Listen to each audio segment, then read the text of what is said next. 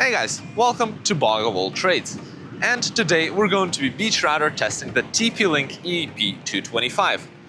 A couple of weeks ago we tested the Comfast CF-EW85, which is one of its main rivals. These are budget outdoor routers delivering about 1200 Mbps of speed, and we're going to be testing how much of that is actually true and what distance it actually can get.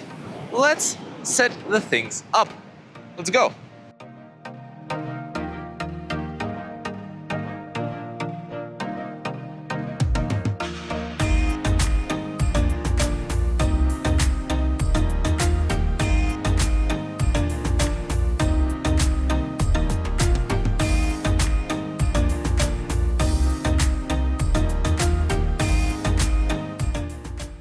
We're going to be using the same setup as last time. This here is our power source for the test.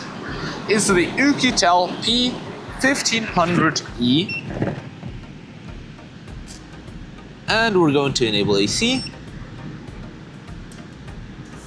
Now the router should be starting. The router is connected to its original PoE. That's going to be connected to one laptop using a LAN to USB to LAN adapter, and this here is our router.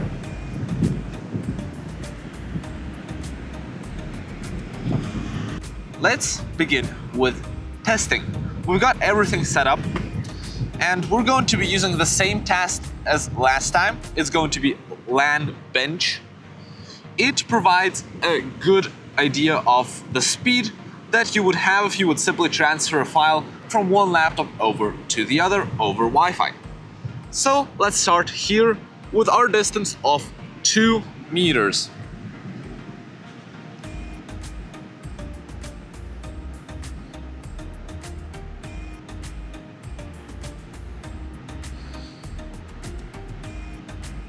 The speed we get is 312,000 kbps. Let's go on with the full range test and see how it compares to the Comfast CF-EW85. Hey you, are you not subscribed to the channel? Scroll down, like, subscribe, and ring the bell. You'll see more great content, and I'll know what to release for you. Let's get going.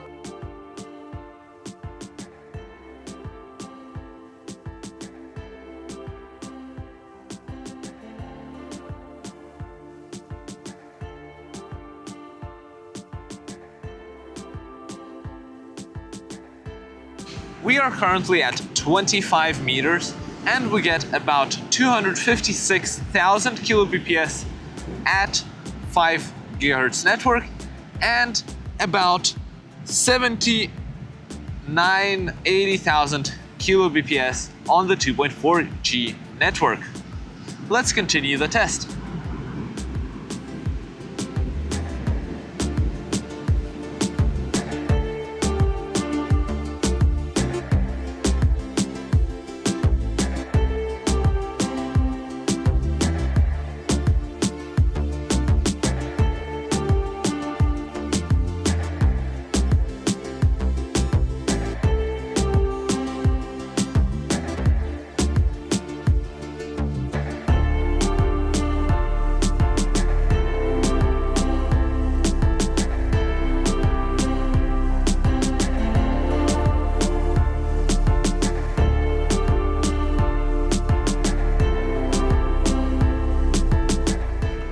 Okay guys, so there's actually a huge difference between these two routers.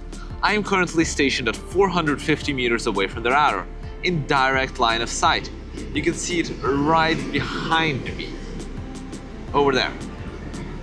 Now, I know this is a slight bit of a hole in the dunes here, so you can see, but visibility isn't blocked, so we're still dealing with direct line of sight.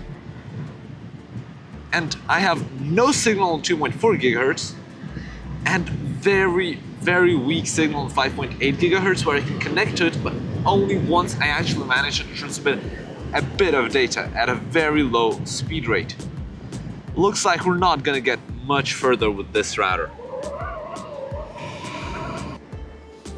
We are currently at 800 meters and we're once again in a small hole. You can see the radar behind me. It's still direct line of sight. But even if I lift my laptop up high into the air, I cannot get any signal. Well, we can at least enjoy the beautiful scenery behind me, the beautiful lake, and the beautiful waves. And think of this, the Comfast did pretty well here, although it was still a very low speed. And I consider visibility conditions for this test better than for the previous one, simply because the huge waves washed off the sand dunes and they became much smoother and lower.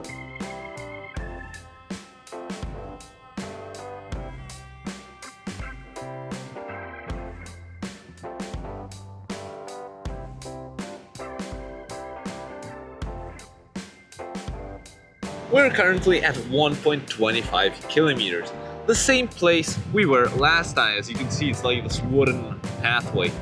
Anyways, the radar's right behind me over there. There's still direct line of sight, but I can't get any signal at all. I don't even see the Wi-Fi network on my laptop.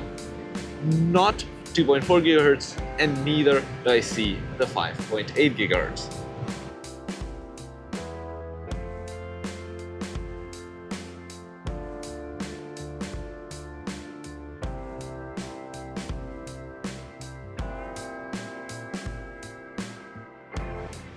Really, what I would say here is don't get fooled by the speeds.